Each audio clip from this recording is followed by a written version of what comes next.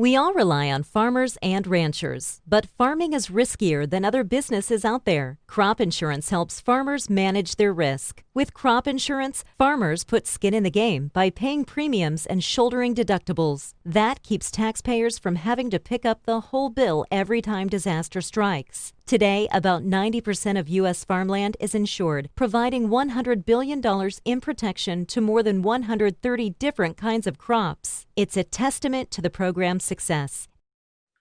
Thank you for joining us for our Agri-Pulse Washington Week in Review. I'm Spencer Chase, joined as always by Agri-Pulse's Phil Brasher, discussing the week that was, agriculturally speaking, in Washington, D.C. And we should note that since the last time we came before you in this program or a similar format, we certainly appreciate those of you that stopped by to watch our Facebook Live webinar a week ago.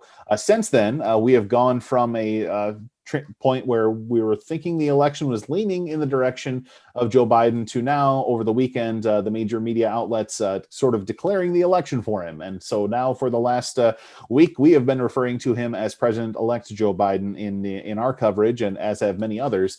And as part of that process, he is appointing a transition team to kind of ease his administration's way into Washington. And something of note is that the Department of Agriculture's transition team is going to be led by a gentleman by the name of Robert Bonnie. And Phil, what do we know about Mr. Bonnie?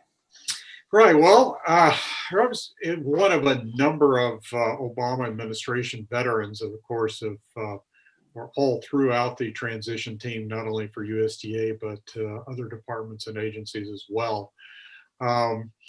Robert was Undersecretary for Natural Resources and the Environment back during the second term. That was the mission area at the time. We've had some changes since then, but at the time he had oversaw both the Forest Service and the Natural Resources Conservation Service in NRCS, with which farmers are very, very familiar.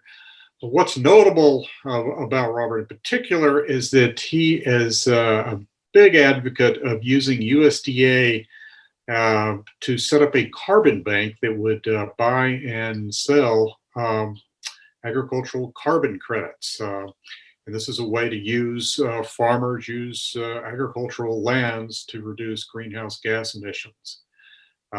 So that it's very notable that he was actually put in charge of this transition advisory team. Right, and also we saw a report come out this week that that bared his name as well as many others, the Climate 21 report, which there was a specific Department of Agriculture section that he had written, Phil, that kind of alluded to some of the points you were just making in terms of USDA's ability to exercise a pretty familiar fund to all of us now, given its relationship to the trade troubles of the last few years. But potentially we could be seeing some clues about how we could expect the Biden administration to handle USDA.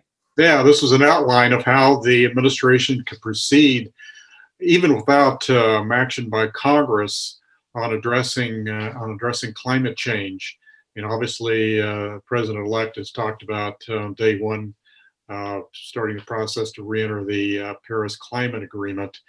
But this is a very specific plan, as you say, was again authored by Robert Bonnie on taking a number of steps, including setting up this carbon bank possibly using USDA's existing authorities. That's still a little question about whether they would need to go back to Congress or not. So obviously we've discussed here a little bit the Department of Agriculture's transition process. Would encourage you to stop by an article on agripulse.com for a little bit more on things like EPA, USTR, Department of the Interior. Also have some looks at the transition process there. But want to shift gears a little bit here, kind of back to Capitol Hill and back to one of the longest running debates that we've had in quite a while here. Will they or won't they on coronavirus relief? Because this week we did see the Senate come back into town. We expect the House back into town next week. And Phil, one of the things that we saw was talk of more coronavirus relief, but not a ton of action on that front this week. Not at all. Not at all. We got past the election. Thought maybe things would change a little bit, but no evidence of it so far.